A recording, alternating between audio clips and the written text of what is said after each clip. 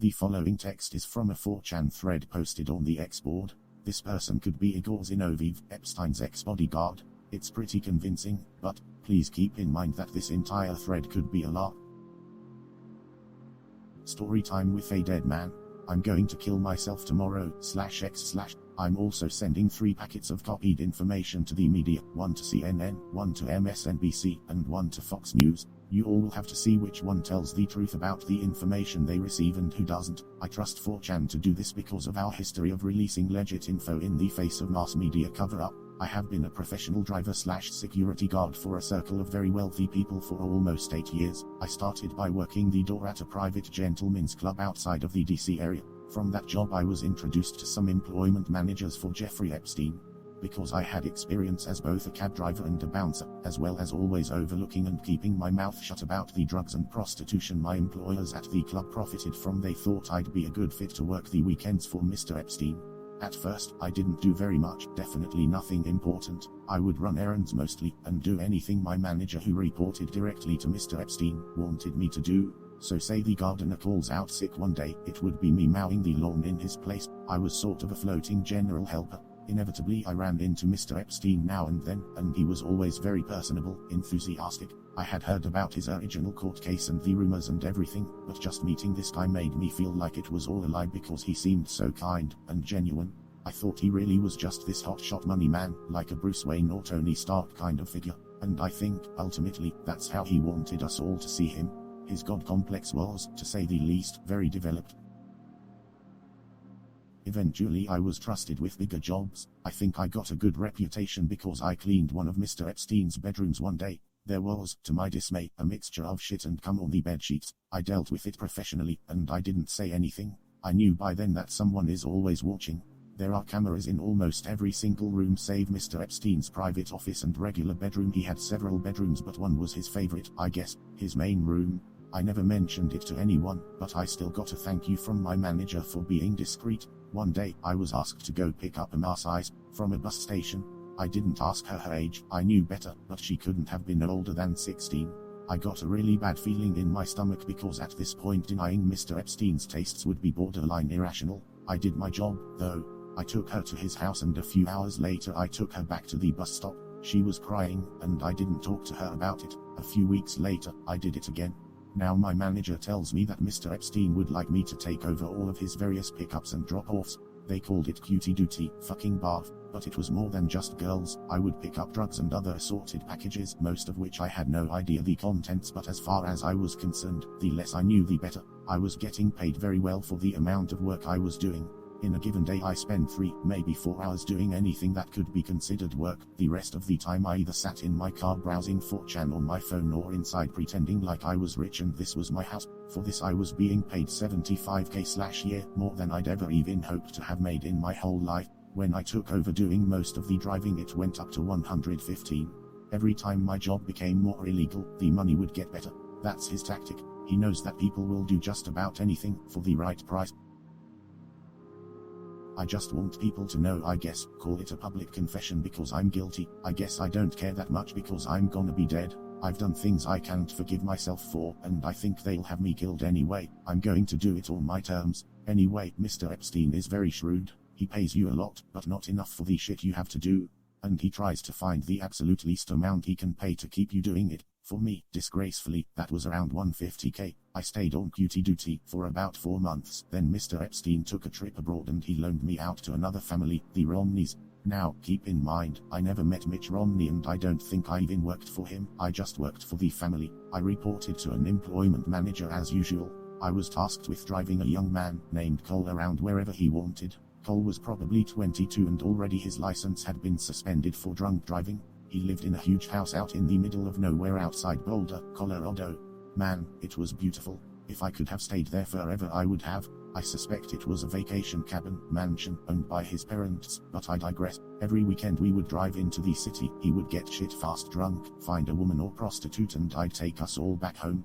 Cole was a total piece of shit. If you remember Scumbag Steve, just imagine if Steve's parents were multi-millionaires if not billionaires and you get the idea. So one Sunday morning, after a typical Saturday night, I report for duty 8 a.m. sharp, knowing damn well that Cole isn't going to drag his ass out of bed until at least 3 p.m. Here he comes hobbling down the driveway in his socks to my car. He usually texts when he's up and I come inside and start cleaning up his messes. No text today. He comes over to the car as I'm stepping out. He says, hey buddy, we kinda got a problem but it's not that big of a deal. Ok, what? Let's see it. We go inside, upstairs to his bedroom. His girl from last night is laying face up and her open mouth is pulled with vomit. She is most definitely dead. Far as I can tell, she overdosed on whatever combination of prescription drugs they were doing, passed out, puked, then suffocated on her own vomit. I'm absolutely flipping my shit, and I've got my phone out dialing 911. Cole slaps it out of my hand and tells me to hold on. He says he can't get in trouble because it will look bad on his family. I said, Cole, you've already been getting into trouble. He says he knows, just not this kind of trouble. He says I'll get a big bonus if I just deal with it myself. Now, I'm way out here in the middle of nowhere, and the implication from day one of my employment in this circle has been that if I mess up I might suffer harsh consequences. I know what I did here was wrong. I know that, and I am so sorry. I asked him what I'm supposed to do. He says just wait. He gets a different phone out of a drawer and starts making calls. After a few minutes I'm waiting in the hallway. He's casually pacing around the corpse. He gives me GPS coordinates 39.982602, -105.615416, for a little spot off 111 out in the mountains. I'm supposed to wrap her up, take her there, and drop her off. He said there would be guys waiting there to take her. It's a long drive and I don't look forward to it one bit. I wrap her up in his comforter. He stops me. Bro, he says. Bro, not that blanket. That's like the softest blanket it in the world, dude. No way. And he gets me a different blanket from the closet. Fucking real gentleman, Cole was. He's got an F-150 at the property used for landscaping work. I put her body in the bed with a tarp on top, and then I fill the rest of the back with landscaping supplies, fertilizer, tools, etc. I tried to make it look really natural and boring. I'm shitting bricks. I can't believe I'm actually doing this, but he's promising me that if I get busted I'll have the best lawyers money can buy, and I believe him. She's dead already anyway, and it's unlikely he would even get into any real legal trouble, just bad press. So what's the difference? The whole time driving I'm just sweating right through my clothes. I have to stop twice to puke. When I get there there's a little dirt spot you can pull into, and sure enough there a big black SUV and a Jeep with off-road tires. I'm not about to just assume these are the body people, so I stop and get out and approach the SUV. The window rolls down and there's a woman who's probably in her 50s and a big guy driving. I don't know what to say, so I'm just kinda like, how's it going? Feeling like a complete fucking idiot. She makes a call and describes me to the person on the phone. Then she puts it down and says who you're looking for. Is it under all that stuff in the bed? I say yeah. Do you need help? She says no, take a break. So I walk into the trees a little bit and smoke a cigarette or two. They've got her out and put her in the Jeep within about 5 minutes. The woman tells me to wait 15 minutes before I leave. Then they pull out and drive away. The Jeep drives further into the woods. I wait maybe 7 minutes and I leave. I got a text later telling me not to ever leave early again. It was from a blocked number. So when I get back to the house, Cole is sitting at the kitchen table eating a massive bowl of Fruit Loops with a big serving spoon, watching Love and Hip Hop. This man is like a child, and he hasn't even gotten dressed yet. He asks me to wash his blanket and sheets. I do it. We got really drunk that night, and Cole tells me this has happened twice before and it's always fine.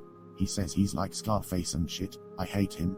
The remaining few months go by without incident and he gets his license back, freeing me at last. Mr. Epstein doesn't need me at this time, but I do get referred as a reliable driver to the bigwigs at Def Jam Records, who assigned me to work on Rihanna's crew while she promoted Talk That Talk, at the time her 6th and newest album.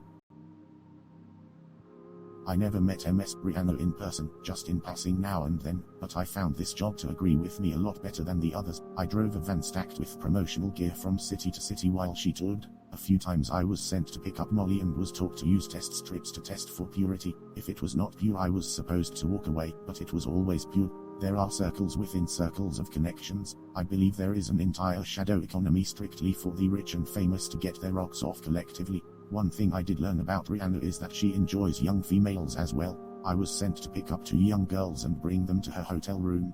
Of course I was met outside the door by someone more important than me. This struck me as odd because as far as I understand, Rihanna is not a billionaire like Epstein, but she was even more insulated and protected than he was. I'm sure a lot of that has to do with just personal choices regarding security, but I get the picture that in this world, influence and money both equal power, and Rihanna especially in 2011-2012 was highly influential. All I had to do was mention her name and girls would get in the car, just like that. So the most noteworthy thing that happened while working for Def Jam is when Rihanna had a party to celebrate the end of her tour. Everybody was there, I mean all of the pop stars were there. Jonas Brothers, Lady Gaga, Justin Bieber, and even a few old heads like Elton John and some actors. I noticed John Travolta for sure, Seth Rogen, Emma Stone, Bradley Cooper, to name a few. For this party I was, of course, tasked with getting entertainment. They wanted as young as I could get, and as many as I could get. Ostensibly they were being hired to be waitstaff, valet drivers etc., but the plan is to switch it up on them when they actually get there, give them drugs, money, whatever they need to do what they wanted them to do, which was essentially to be all expenses paid prostitutes for whoever wanted them. That part, thankfully, was not my job. I'm just the piece of shit who tricked them into going. I picked up 5 young girls from a mall, a couple of teenage boys I found walking along the road, and then I got a hold of an escort company to fill it out and make an even dozen. The ones from the escort company were not underage and I was severely chastised for it. My manager basically asked if I ever wanted to work again. I said yes. He said then act like you've got some goddamn sense. I didn't make this mistake again. After the tour ended I was just on my own for a month or so. I rented a house near Tulsa and basically isolated the entire time. I was starting to get ideas in my head about going to trade school or something when I was called back to come work for Mr. Epstein again. At this point, I've developed a bad coke habit, of which I have only been sober a few months to this day. I needed something to make me do it. Coke makes you feel numb in a way not much else does, and believe me, I've tried just about everything. There are research chemicals no one has even heard of that get traded around in these circles. When I came back to work for Mr. Epstein on his island I was going though an 8-ball every day or two. I binge drank at night but I had to keep focused during the day. The coke wired me up and the liquor brought me back down. That's the only way, mentally, I could really cope with what's happening. I was flown to his now infamous island to be one of the regular staff. Essentially I lived on this island for free, while getting paid, to maintain the grounds and keep the buildings up. When Mr. Epstein was there, obviously he would bring his own entertainment so I didn't even have to do that. I thought, this sounds like a fucking fantastic deal. Island paradise, great wages, not much real work, count me in. Out of all of my sins, I believe sloth is the most damaging one I indulge in. I always look for the easy dollar, and that's why I am prey for people like this. Now, first of all, this island is like paradise on earth. It's always a comfortable temperature. The rains are breathtakingly beautiful and the architecture and decor of the houses are exquisite. Yes, the bathhouse is really creepy. The fake doors are there to confuse flyby surveillance, if anyone was wondering. The other regular staff were hard to get along with. They were all creeps, and I mean capital C fucking creeps. Made me wonder about myself, honestly, that I'm put here with them. They all joked about getting Mr. Epstein's leftovers, and the talk was constantly about when Mr. Epstein was going to visit the island again. When he would bring important people, world leaders, GOs etc. I and most of the staff were kept totally out of sight. We weren't allowed to work in an area unless we knew it was empty. Only his most trusted employees could actually be in the building with him and high-powered friends. Sometimes though, it would just be the family and things were more relaxed. I passed by his office once, carrying some garbage. When he beckoned me inside, he asked me my name and I told him. He offered me a seat, I took it. You don't get far in this business saying no. He began to talk to me, he looked really stressed. He asked me how anything that feels good could be bad. He had a big painting of Oscar Wilde and considered him a personal hero. He began to explain hedonism to me, and asked me if I understood. Of course, I said. Who doesn't like fun? Lots of people, he said, lots of people. Then he let me go about my duties. I fucked up really bad one evening and entered one of the maintenance sheds to return some tools I'd been using, and saw the sweaty, pale back of a large man, hunched over and thrusting. He had a tattoo of Nixon on his back, and he was wearing a bull's head mask. He was fucking one of the regular staff members' mouth. He turns to me, I'm just standing in shock, and says quite angrily, "Do you mind?" And I slam the door shut. As I'm closing the door I get a glimpse of my co-worker's face and he is crying. I googled Nixon back tattoo later and realized that man was Roger Stone, who I'd never even heard of up to that point. I knew I was in deep shit. The next day and for 2 weeks after I got all the worst jobs: trash pickup, cleaning toilets, scrubbing his boat. It fucking sucked, but I kept my mouth shut anyway. As far as I understood, my pay had not been cut, so whatever, I'll do the shitty jobs where I'm by myself, because at least, hey, I'm by myself. That was fine with me. I'm not a good guy, but thank you.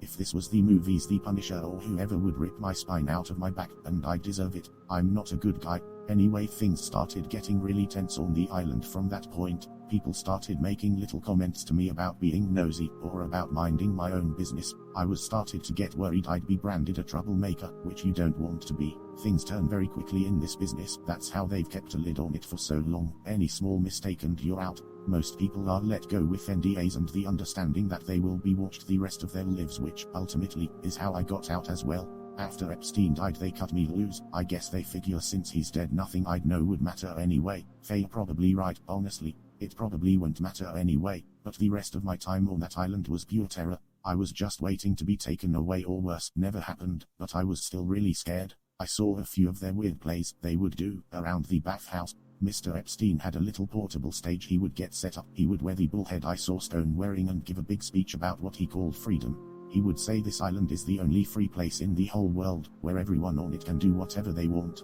Bullshit. Not your employees, not the children you bring here. Total bullshit. Everyone would cheer, they'd get up and do a sort of conga line with tiki torches, really cringy old rich people shit, and go into the bathhouse. There is a trapdoor on the floor that has not been reported in any of the investigation photos that I've seen, which led to what they call the chamber, and it is essentially a bondage dungeon.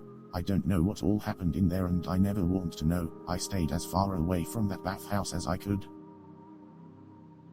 So anyway, eventually I got my reputation for the most part back into good graces, and I was working in the main houses again. One time I was helping in the kitchen. I don't know if the chef was fucking with me, I hope so, but he was separating what looked to me like the torso of a very young, skinned pig. It had been roasted and he was chopping it into quarters, the ribs to be served that evening and the rest broken down for soups and casseroles. I jokingly said that it looked like a little kid. He just gave me this awful, dead-eyed look for a second and said, "Watch it." I worked on that island for about a year. In 2013 to 2014, Mr. Epstein chose me and two other trusted employees from the island to come with him to a winter retreat in the Swiss Alps. He owned a small billionaire, small, mind you, cabin, again, mansion, there, and wanted people he knew could be trusted, because most of the staff would be local hires. Our job on the surface was to help manage all the employees, like supervisors basically, but the unspoken task would be keeping everyone either in the dark or quiet. Mr. Epstein had a real fondness for plump, young Swiss blondes, and the Swiss, as he would explain, have a very progressive idea regarding age of consent. He viewed this as a more relaxed way to do what he does, more casual. Part of the thrill for these people, I think, is in the fact that it is illegal and they could get in big trouble. When they go to places that are more friendly with the idea of an older man having sex with 15-year-olds, it's to take a break, so to speak. The Alps themselves, wow. I mean, wow. I've been all over the United States and nothing in this country compares to Europe in terms of sheer beauty. Sometimes, early in the morning when I'd come out of my cabin and stretch, looking at the trees, smelling the crisp, clean air just for a minute, I'd forget what I have done and what I'm doing. When it came back to me, I'd have to fight back tears. I want the mountains there to be the last thing I think about before I die. Sorry, I'm taking breaks to peek out my windows like a crackhead. I might actually bail and go find open Wi-Fi somewhere, maybe in another state. I don't know, I'm getting more and more paranoid. My lights flickered and I almost shit myself. I think I might get back on the wagon just for tonight and go get some liquor. Be a little patient with me. So I've not been there 3 days when, while me and the two from the island are doing bumps of coke off a butter knife in the lower garage, a boy maybe 14, skinny, blonde, pale and naked comes through the doorway right towards us. He's speaking French, but I think I got the gist of what he was saying. He was asking for help. He looked hysterical. Immediately my two friends were out there and I shouldn't have been far behind. I told him, calm down, it's ok, I'm gonna help you. I just wanted him to feel better. This all took maybe 30 seconds before one of the nannies came in. He looked at her, confused, and I get the picture. He was trying to decide if she could be trusted. She couldn't. She shushed him and put her jacket over him and took his hand. She was speaking French as well and it sounded like a mother consoling a frightened child. She led him back into the house. I did not see him again. I never mentioned it to anyone, and nobody ever mentioned it to me. During my last couple of weeks there I witnessed firsthand the murder of an independent journalist. I don't think he was actually a journalist, I think he had maybe a blog or a YouTube channel, but I had never heard of him and don't know his name, so I don't think he was anyone with any real connections. He was one of the local hires, a dishwasher, but he was seen with a cell phone out, possibly recording. Me and the other two from the island were asked to go check it out, so we go get the guy and ask him to empty out his pockets. Sure enough, he's got a phone. We told him to unlock it, he wouldn't. One of the other guys made a call, came back, and slugged him directly in the nose. I think he broke it because there was blood just pouring out and the guy started screaming. I don't think he'd ever been hit before, but me and the other guy held him down. Fuck it, I'll say their names. It was Daniel Robinson from South Florida and Marcus Harper from Nevada. Marcus and I were holding him down and Daniel punched him again and told him to unlock his phone.